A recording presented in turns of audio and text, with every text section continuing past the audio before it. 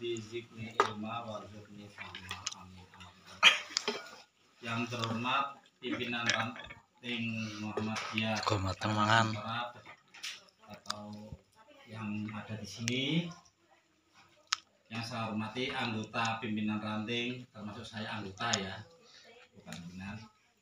Jadi kalau pimpinan daerah karena di ranting adalah menjadi anggota pimpinan ranting yang hadir pada malam hari ini, semoga mendapatkan rahmat dari Allah Subhanahu wa taala. Alhamdulillah pada malam hari ini kita masih bisa bertemu muka, bermuajah dalam rangka menuntut ilmu, thalabul ilmi. Di tempatnya Bapak Haji Bugimin SPDI yang alhamdulillah ini putaran ke 200 berapa? 192 belum sampai 200 ya. Dan saya ingin mengambil tema yaitu meneladani akhlak Rasulullah SAW yang ditulis oleh beliau Bapak M. Mukhlas Abror dalam Suara Muhammadiyah terbitan edisi 18 untuk tahun ke-109 tanggal 16 sampai 30 September 2024. Bagi yang sudah langganan yang sudah baca, anggapnya sebagai pencerahan kembali. Bagi yang belum ya, harapannya pernah saya sampaikan bahwa setidaknya dengan membeli Suara Muhammadiyah itu sudah masuk dalam kategori kita itu ikut menghidupi Muhammadiyah. Karena apa? Hasil dari penjualan ini maksudnya untuk kepentingan Muhammadiyah. Jadi sekali lagi mohon maaf kalau ada yang kurang tepat apa yang saya sampaikan. Jadi bahwa Rasulullah Muhammad SAW itu ini kan sedang rame-ramenya banyak dilaksanakan memperingati. Kemarin saya mengikuti tausiah yang dilakukan oleh Ustadz Adi Hidayat. Kalau kita tidak meneladani, tidak mengikuti istilahnya apa itu maulid atau maulud, itu berarti kita kafir, kufur terhadap apa, berarti kita bukan umat Nabi Muhammad. Naudzubillah min dzalik. Jadi kalau ada orang yang mengatakan peringatan itu adalah bagian bid'ah, berarti itu orang itu belum belajar katanya gitu.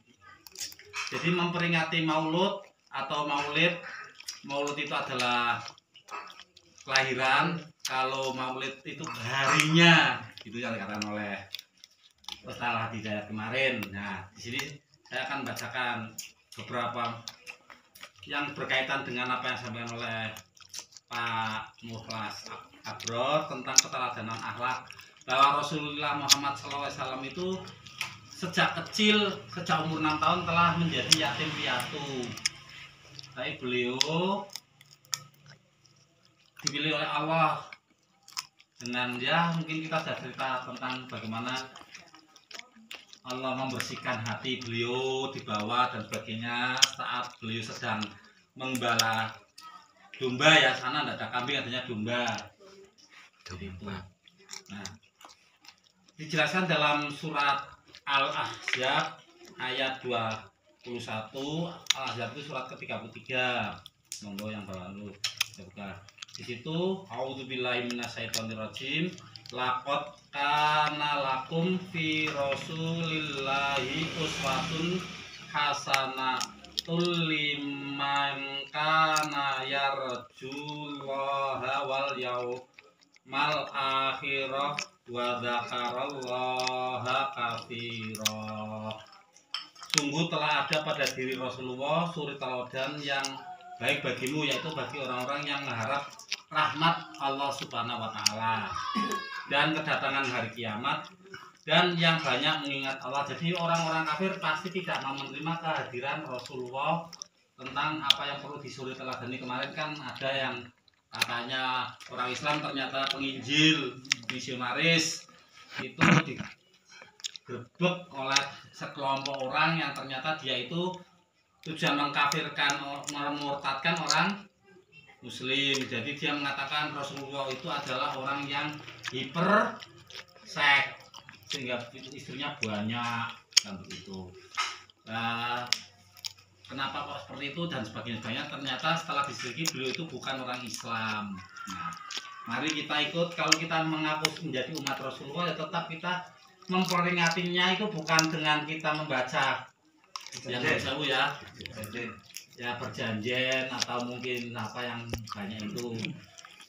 Kemarin Ustaz Ajat mengatakan kalau memperingati, kalau kita yakin dengan umat Rasulullah, kita mengucapkan kalimat yaitu apa yang namanya salam atau mungkin apa selawat Nabi, sudah ya saja. Allahumma sholli ala Muhammad wa ala ali Muhammad. Jadi jangan sampai kita weh cemadep roh Nabi Muhammad teko. Saya pernah dimarahi oleh seseorang saat saya menghadiri undangan untuk kalimah. Sekarang kan sudah membudaya begitu, tola apa Allahumma shollallahu ala Muhammad, berdiri semua. Nah, tetap duduk, kurang hormati Rasulullah. Rasulullah nanti tak tahu kira. Dan ini Rasulullah ini teko. Oh berarti sampan termasuk wong kafir. Wong Rasulullah wis nang akhirat pisan dhuwur wong disimpen karo Allah kok muni teko. Lah nek saben omah anake kabeh kaya kowe, kaya Rasulullah ora muat, Pak kok sing ndi? Wong siji lah, akhirnya kan orang itu diam. Tapi tetap berdiri. Di Kedang Wetan sekarang Kedang Lor sudah budaya juga, Karangasem Semilingan. Tapi saya tetap itu, makanya kalau saya diundang untuk apa itu tahlilan ataupun perjanjian, saya bilang aku ora iso nek perang perjanjian, masalah aku ora yakin nek Rasulullah ki teko, Rasulullah wis mati kok. Tapi kita harus tetap mengucapkan sholawat Nabi. Nah di sini juga di surat Al-Ahzab juga, yaitu ayat 45 sampai dengan 47. Ya, di sana disebutkan juga di samping surat ini ya, surat ini.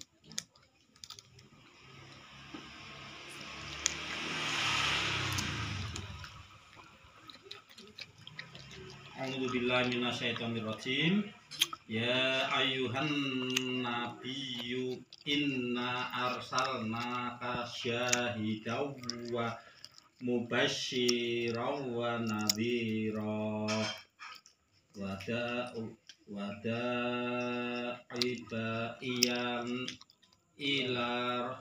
wada'iyan ilallahi bi'idnihi wa sirajam munira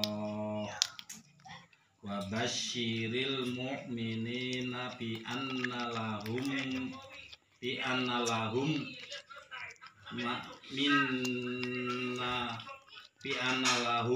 minallahi fadlan kabira. Sini disebutkan surat Al-Ahzab ayat 45 sampai 47. Mohon maaf kalau bahasanya agak kurang tepat. Di situ disebutkan, wahai Nabi, sesungguhnya kami mengutusmu untuk menjadi saksi, pembawa kabar gembira, memberi peringatan, dan untuk jadi cahaya yang menerangi. Dan sampaikanlah berita gembira kepada orang-orang mukmin bahwa sesungguhnya bagi mereka karunia yang besar dari Allah. Jadi Rasulullah itu manusia yang mendapatkan perintah dari Allah untuk mengabarkan kabar gembira dari Allah. Nah kalau kita sebagai umatnya tidak pernah bergembira, ngabarke karo nangis, ono kabar dari ini Allah memberikan kebahagiaan, ya berarti wong ora bener. Kalau kabar itu bangga dengan senyum memberikan kabar gembira itu, ya itulah dimaksudkan itu. Jadi Rasulullah itu sudah berakhlak baik, berakhlak mulia sejak dari kecil hingga menjadi Rasul dan Nabi dan Rasul, ya. Di apa ya sebenarnya dirumati bae Abdul Muthalib. Tapi Rasulullah sendiri tidak bisa memintakan Abdul Muthalib untuk diampuni oleh Allah menjadi mukmin atau muslim. Karena apa? Lakum dinukum wali yadin. Sehingga kalau kita dikatakan hanya kita itu apa ya istilahnya sebagai manusia kok katanya bisa menjadikan orang lain masuk surga, itu ya Pangelamun Rasulullah saja tidak boleh karena keyakinannya berbeda sudah jelas. Termasuk orang yang rumat itu kan Abdul Muthalib dan Abu Thalib Pak ya. Saat meninggalnya itu beliau kan Amin. tidak diridhai oleh Allah untuk masuk Islam, menjadi masuk surga. Karena memang seperti itu. Jadi untuk bukti bahwa Rasulullah saja walaupun dia sudah maksum, sudah di apa istilahnya jamin oleh Allah tetap di surga, tapi beliau selalu mengatakan astagfirullah, mohon ampun pada Allah atas segala perilakunya, padahal dia itu sudah jelas perilakunya sudah benar, tapi selalu beristighfar. Ternyata apa yang dilakukan oleh Rasulullah itu juga untuk umatnya, sehingga kalau pernah ada nukilan dari Ustadz Hidayat itu bahwa Rasulullah menanggung beban kesakitan pada saat di apa itu mau dicabut nyawanya sakaratul maut, dan Rasulullah memohon pada Allah, cukuplah saya yang mendapatkan seperti ini, jangan umatku ya Allah, biar saya yang menggantikannya. Nah, itu luar biasa kan. Makanya sekarang banyak orang Islam yang meninggal dengan baik karena sudah diambil langsung oleh Rasulullah Muhammad SAW, sudah diwakili dulu. Tapi kenyataannya banyak orang yang durhaka, rumongso dadi kiai bisa nambani, nah merasa hebat, Jadi dukun mangkle. jadi dukun, malah jadi dukun. Padahal Rasulullah sendiri itu sudah jelas orang maksum, tidak pernah Rasulullah itu merasa dirinya itu akan masuk surga, tapi Rasulullah selalu berdoa kepada Allah agar diampuni dosa-dosanya. Nah, kita sebagai umatnya kok ajine mungkur nyumbang nggo kepentingan masjid kuwi kok wis muni bakal mlebu swarga. Kemudian kalau kita yang berjuang di jalan Allah ya berarti visilmi kafah, berjuang dengan sebenarnya. Maksudnya apa? Kalau kita itu untuk kepentingan kemaslahatan umat ya ndak usah dihitung-hitung biayane piro, duit kuntek piro. Semua harus dikeluarkan dengan ikhlas. Tapi jangan sitipo intinya ikhlas. Nek bisa akeh ya ikhlas ya. Sebagai contoh kemarin pada saat kita pada Jumat Kliwon berbagi ya, Pak Fatailah sudah setiap bulannya itu 2,5 juta.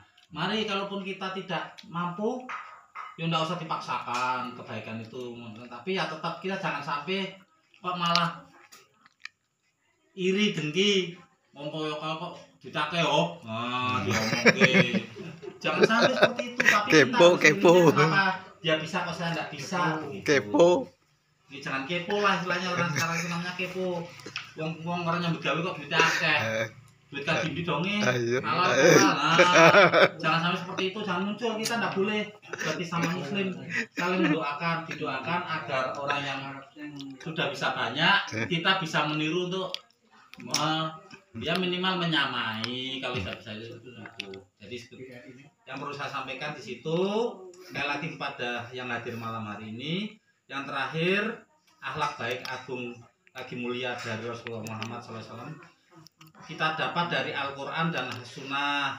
Jadi apa yang saya sampaikan itu bukan atas inisiatif saya sendiri atau karangan saya, tapi saya berdasarkan dari bacaan buku kalam yang ditulis oleh beliau Bapak Mukhlas Abror. Jadi sesuatu yang sangat penting dan bisa diterima.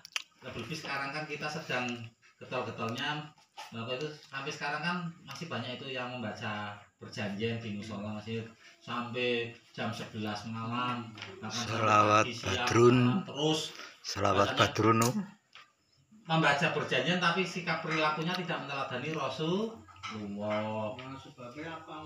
Nah, begitu. Mari kita yang di sini wis rasa mencela, yang penting biarkan mereka melakukan sebagaimana. Yang penting kalau kita tidak melakukan, kita tetap meneladani akhlak dari Rasulullah itu seperti apa. Kalau tidak bisa meniru ya kita minimal hampir menyerupai. Contohnya Rasulullah itu bukan orang melarat. Rasulullah itu bukan orang nggak punya. Rasulullah itu orang kaya. Lah wong Nabi dhewe dina nek wong melarat kok do seneng. Nabi dhewe sugih, nyatanya Rasulullah itu meninggalkan harta warisan itu berupa 400.000 apa yang di istalnya itu kuda untuk tunggangan yang dijual dari hasilnya yang dikelola Rasulullah dengan istrinya Khadijah itu. Jadi Rasulullah itu bukan berarti Rasulullah itu orang miskin, bukan. Rasulullah itu orang kaya. Hanya saja dia tidak perlu menyampaikan kekayaannya kepada umatnya agar umatnya tidak malu terhadap apa yang dilakukan oleh Rasulullah. Jadi kita jangan selalu mengatakan bahwa Rasulullah itu adalah orang miskin. Kita harus sampaikan kepada teman-teman kita yang lain, Rasulullah itu orang kaya. Kenapa kita bisa mengatakan Rasulullah kaya? Karena beliau juga berzakat. Nah, enggak kaya orang mungkin lah. Dia orang kaya yang mesti jadi mustahik lah. Nampani zakat terus. Nah iya. Nah, sekarang Rasulullah berzakat dari mana kalau enggak kaya? Nah, begitu harus pikiran kita seperti itu. Kalau saya ditanya orang Rasulullah kaya apa miskin, saya jawabnya kaya. Rasulullah itu orang kaya. Mana takut mana wong kaya kowe. Ada sejarah Rasulullah pernah batu dimakan di, itu kan cerita orang. Apakah betul? Saya sendiri belum tahu. Itu kan dari mana dasarnya hadis yang disampaikan oleh Ustaz Hidayat itu bahwa itu hanya dibuat oleh orang-orang yang membenci Rasulullah. Jadi orang yang tidak suka dengan kekayaan Rasulullah. Jadi sejak awal Rasulullah itu sejak pemuda itu sudah kaya. Jadi bisa nyatanya punya peninggalan, sebetulnya peninggalan Rasulullah itu banyak yang berupa gedung-gedung bagus dan tempat untuk pelatihan kuda, karena Rasulullah itu senangnya olahraga berkuda dan memanah. Itu yang dilakukan oleh Rasulullah, memanah dan berkuda. Makanya ini di Batang ada klub memanah, panahan, panahmu. Berkudanya di tempatnya Ustaz Berlian, Dokter Berlian itu di daerah Sempu, daerah sini. Hati-hati. Sedikit 300.000 kalau mau berlatih sekali 1 jam katanya. Memang kudanya harganya mahal kok. Kuda Rasul kok. Jadi seperti yang perlu saya sampaikan demikian. Mohon maaf kalau ada kekurangannya. Saya hanya membacakan dan tidak saya baca semua, karena kalau baca semua nanti sampai malam. Saya nukil aja sebagaimana tadi, yaitu tentang bahwa Rasulullah itu adalah orang kaya. Perlu menjadi perhatian kita. Mulai sekarang kita berpikir bahwa Rasul kita itu kaya. Nek ditakoki maneh wong sugih ya. Tanya Rasul. Nek ditakoki wong maneh wong sugih Nabi Muhammad ya. Muhammad kok miskin, berarti dia kan menerima zakat. Mau dia itu malah mengeluarkan zakat sekian banyak itu. Padahal yang zakat itu adalah orang yang mampu. Kayak gitu. Jadi ya, saya bukan bangga kok disampaikan Rasulullah. Rasul kita itu adalah orang miskin, saya tidak bangga. Karena kalau miskin berarti menerima zakat. Kata Rasulullah tidak pernah menerima zakat, Rasul malah mengeluarkan zakat. Di samping zakat fitrah ya zakat mal itu kan dikeluarkan semuanya. Saya kira itu saja yang perlu saya sampaikan. Terima kasih. Mohon maaf apabila saya menyampaikan banyak kekurangannya. Kesalahan ada pada diri saya, yang benar adalah datangnya dari Allah Subhanahu wa taala. Sekian, nasrul minallah atun warib. Wassalamualaikum warahmatullahi wabarakatuh.